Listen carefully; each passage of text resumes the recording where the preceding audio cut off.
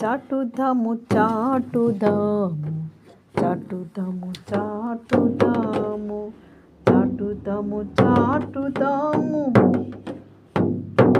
చటించుడి మనుష్య జాతికే సునామము చాటుదాము చాటుదాము చాటుదాము చాటుదాము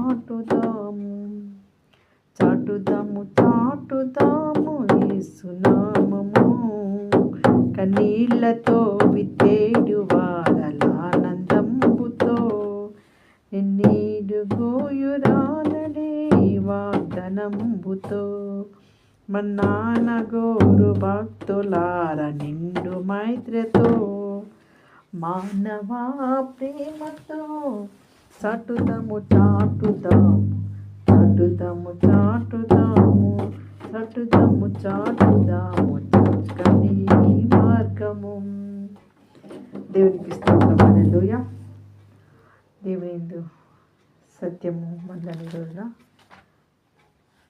అసత్యంలోకి నడిపించకుండా సత్యమైన మార్గమును ఎంచి దినాల్లో ఎక్కువగా అనుసరించుటకు మనం ఆయన సన్నిధిని కలిగి ఉందాం. దేవుని బిడ్డలారా, అంచె దినముల్లో అపాయకాలం వస్తుంది. ఎలాగనగా మనుషులు ఎలా ఉన్నారంటే లోకంలో స్వార్థము. అందుకని దేవుని వాక్యం దాని ద్వారా అంచె దినాలను గురించి ప్రభు నాకు గుర్తు చేస్తున్నాడు మరొకసారి. దాని ద్వారా మనం ఎదుగుటకు ప్రభు సన్నిధిలో ఉన్నాం. ప్రార్థించుకున్నాం.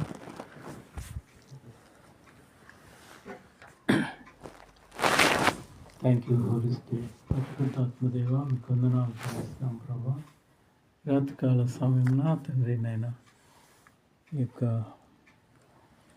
సన్నిధిలో చేరి ఈ విధముగా నీ నామమును హెచ్చించే ధన్యతను భాగ్యమును ప్రభా మీరు మాకు అనుగ్రహించిన విధానంకే స్తోత్రాలు వందనాలు చెల్లిస్తున్నాం. నీ సన్నిధిలో కొద్ది సమయం గడపడానికి మీరు ఇచ్చిన ఈ తరుణాన్ని బట్టి కృతజ్ఞతాస్తుతులు స్తోత్రములు వేలాది వందనాలు చెల్లిస్తున్నాం. ప్రభువునికి స్తోత్రములైనా ఈ వాక్యం వింటున్న ప్రియ బిడ్డలను నీ కృపలో జ్ఞాపకం చేసుకోమని ప్రార్థిస్తున్నాము. వారిని ఆత్మలో తండ్రినైనా బలపరచమని అంధకార శక్తులను అకాళ్ళ కింద శీఘ్రంగా లయపరిచి నీ నామమునకే మహిమ ఘనత ప్రభావములు ఆరోపిస్తూ నజరేయుడు యేసుక్రీస్తు నామములో ప్రార్థించి వేడుకుంటున్నాం తండ్రి. ఆమేన్. ఆమేన్. దేవునికి స్తోత్రం. హల్లెలూయా. ఈరోజున సత్యం మనను స్వతంత్రులుగా చేస్తుంది. సత్యం లేకపోతే మనం ఆయన చూడలేము. ఈ రోజున సత్యము అనగా ఏంటి, అసత్యము అనగా ఏంటి? సత్యము సర్వసత్యంలోకి నడిపిస్తుంది. ఒక కాలం వస్తుంది, అంచె దినము అనే కాలము, అపాయకరమైన కాలము అది వస్తుంది. అది ఎలా వస్తుందో తెలియదు. కడవరి కాలము, అది చెడు కాలము. ఎందుకంటే ఆ చెడు కాలంలో మనం గ్రహించలేం. ఆత్మీయతలో పవిత్రతను కలిగిన వారుగా వర్ధిల్లాలి. అందుకని ఈ రోజున అపవిత్రత లేకపోతే చెడు ఆవరిస్తుంది. అందుకని శాంతం గల దేవుని సన్నిధిని మనం కలిగినప్పుడు సత్యం విషయంలో అనుభవ జ్ఞానం గల వారుగా ఉన్నవారు అన్నారా? దేవునికి స్తోత్రం చెప్పండి అందరూ. హల్లెలూయా. సత్యము తెలుసుకునే వారు ఉన్నారా అంటే అందరూ తెలుసుకునే సమయమున ఎదురాడే వారికి మారు మనసు ఇస్తా అంటున్నాడు దేవుడు. గ్రహించండి. ఎవరైతే నాకు వద్దు అన్నారో వారే ఇప్పుడు ఎక్కువ ప్రభుని ఎదుకొస్తున్నారు, సహాసేవకులు అవుతున్నారు. ఎవరి సహాయసేవకులు? దేవుని సహాసేవకులే. దేవునితో సహా సేవకుడు అయిపోతున్నాడు. ఎందుకంటే తను అసలు ఒప్పుకోలేదండి, అసలు ఇష్టపడలేదు ఇంతవరకు. చీలిక అంటే ఇష్టం, బాగా ఆటంకం అంటే ఇష్టం. ఎందుకంటే దేవుని శక్తిని కోల్పోయిన వారు ఇప్పుడు సమీపంగా వస్తున్నారంటే ఇంకా జగడం ఆడలేదు, ఇక సాధువు అయిపోయారు, సమర్థులుగా ఉన్నారు, సహిస్తున్నారుగా ఉన్నారు. ఇక వద్దు, అల్లరిలు వద్దు అనుకుంటున్నారు. అప్పుడు ఏమవుతుంది? సహాసేవకుడైపోతారు. దేవునితో సహా ఆత్మీయ అనుభవ జ్ఞానంలోకి వచ్చేస్తారు.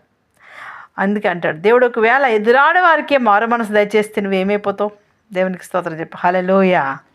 అందుకే నువ్వు మొదటి నుండి ఉన్నవాడు చక్కగా ఉండు. ఇప్పటికిప్పుడు వస్తున్న వారే దగ్గరగా వస్తారు దేవునికి. అసలు చూడని వారే కంప్లీట్.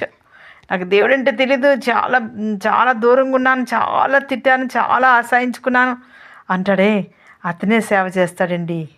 గొప్ప సేవ, ఘనమైన సేవ చేస్తాడు, మీకు తెలుసో లేదు.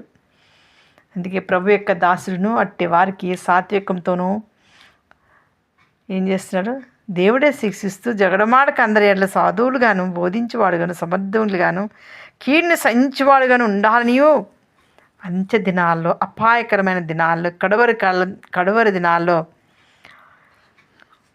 కలవంటిది జీవితమే, కడు స్వల్పకాలము యువకా, అది కాలు జార స్థలము ఉన్నావు నీవు.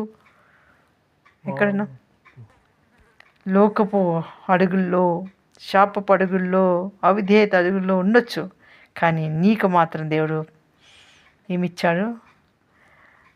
అర్హత గల పాత్రగా ఇచ్చాడు నీకు. దేవునికి స్తోత్రం. హల్లెలూయా. అనురాగం ఇచ్చావు, అనురాగం దేవుడు ఇస్తున్నాడు. ఇంతవరకు నీకు అనురాగం అంటే తెలియదు. అందుకని ప్రభు ఆచరణలోకి వస్తున్న వారందరికీ దేవుడు మాట్లాడుతున్నాడు. దేవుడు ఆచరణలోకి వస్తున్న భక్తి గల బిడ్డలందరికీ ఇస్తున్న మాట శక్తివంతమైన మాట. దేవుని సన్నిధిలో వచ్చిన వారికి దేవుడు విడుదల ఇస్తున్నాడు. రహస్యాలు చూస్తున్న దేవుడు అనుభవ జ్ఞానంలోకి పంపిస్తున్నాడు.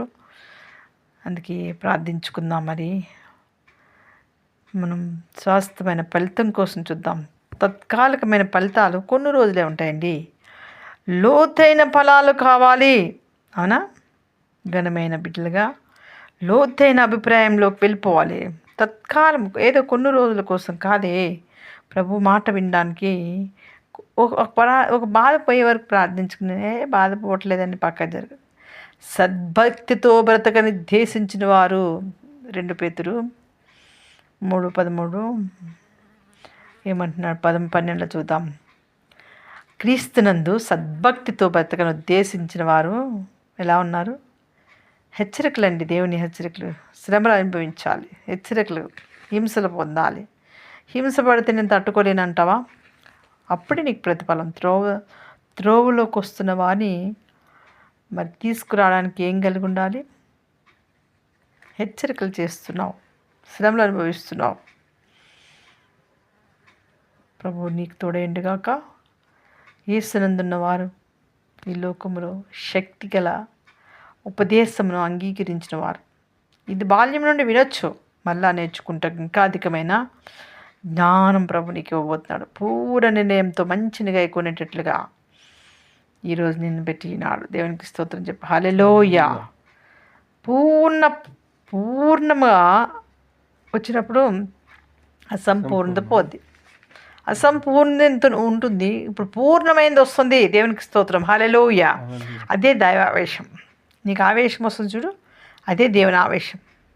మంచి పనులు చేస్తావు, దిద్దుబాట్లు ఇష్టం, ఖండిష్టప్పుడు ఆలకిస్తావు. దేవునికి స్తోత్రం. హల్లెలూయా.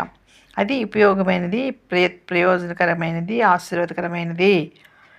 దేవుని బిడ్డలను గౌరవించడం, ఆత్మీయ ఉద్దేశములతో నిలబడడం, అది మంచి బాధ్యత. ప్రభు మీకు వెల్లడిపరుస్తున్నాడు. ప్రభు గుర్తు చేస్తున్నాడు. సమయం పోనేక అసమయమందును ఏం చేసిండట? ప్రయాసపడుతున్నాడు పౌలు గారు అయితే, అవునా?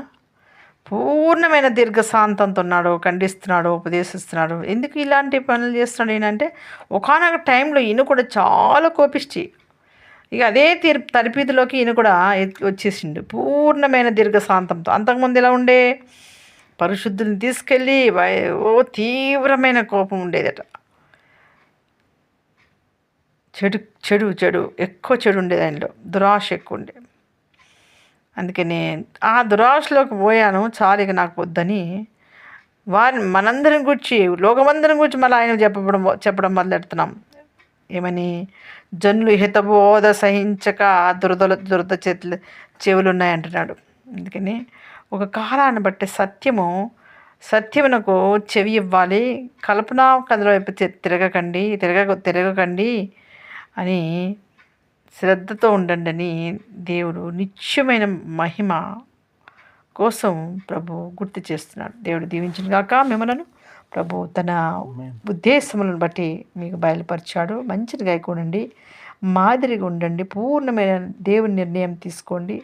శ్రమలు అనుభవించినప్పుడు గొప్ప ఆశీర్వాదం రాబోతుంది. నా కుమార్తె సహించిన వాడు అనుకుని ప్రభునందు మాత్రమే తప్పించబడతావు. ఇక మరి ఎక్కడికి వెళ్ళా నీవు తప్పించుకోలేవు. ప్రభు సహనము నీవు కలిగి ఉండాలి, సత్యము సహనము కలిగి ఉండాలి. ఆయన విషయంలో సత్య విషయంలో అనుభవం కలిగి ఉండాలి. ఎదురాడుతున్న వారికి దేవుడు ఏమంటున్నాడు కదా, వారికి నేను మారు మనసు ఇస్తా అంటున్నాడు. మంచిని గాయకుంటారు వీళ్ళు, మంచి శిలువ సైనికుడిగా ఉంటాడు.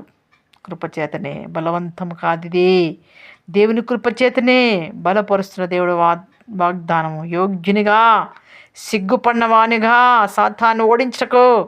ఈ రాత్రికాల సమయంలో ఏమి కలిగి ఉండాలి? దేవునికి స్తోత్రం చెప్పండి. హల్లెలూయా. దేవుడు ఒక ప్రత్యేకత పెట్టాడు. ప్రత్యేకించబడిన వారికి ఒక ప్రత్యేకత పెట్టాడు, ఘనమైన వారని. ఈ ఘనమైన వారు స్థిరంగా ఉంటారు. అందుకే ఈ రోజున అన్ని విషయంలోనూ కూడా సహనము కలిగి సహించిన వారుగా ఆయన కుమారులుగా ఆటంకం లేకుండా ఆత్మీయ విషయంలో ఎదుగుతున్నారు. ఆటంకంలో ఎన్నో వచ్చిన ప్రభు సైన్యముగా సాధువులుగా సహించువాడుగా ఉండగలుగుతున్నారు. మంచి దినాల్లో ఉండవలసిన లక్షణాలు దేవుని బిడ్డలారా మీరు కలిగి ఉన్నారని దేవుడు మీతో మాట్లాడారు. ప్రార్థనతో ముగించుకుందాం. అందరి కళ్ళు మూసుకున్నట్లయితే మంచిది. హల్లెలూయా. Mighty Jesus. హల్లెలూయా. పరిశుద్ధాత్మ దానికి స్తోత్రం. సర్వశక్తిగా మృత్యుంజయుడా, మహోన్నతుడా, మహాగండు అయిన దేవానికి స్తోత్రం. అద్వితీయుడానికి స్తోత్రం నాయన. Lord Jesus. హల్లెలూయా. న్యాయం జరిగించండి నాయన. ఏ కుటుంబం, ఏ సమస్య, ఏ బాధ, ఏ సమస్యతో ఉన్నారో ఒక్కసారి జ్ఞాపకం చేసుకోండి. నీ దయా కటాక్షం బిడ్డలకు తోడించి మహిమ పొందమని శక్తివంతమైన ఆమె ప్రార్థించిన తండ్రి. ఆమేన్.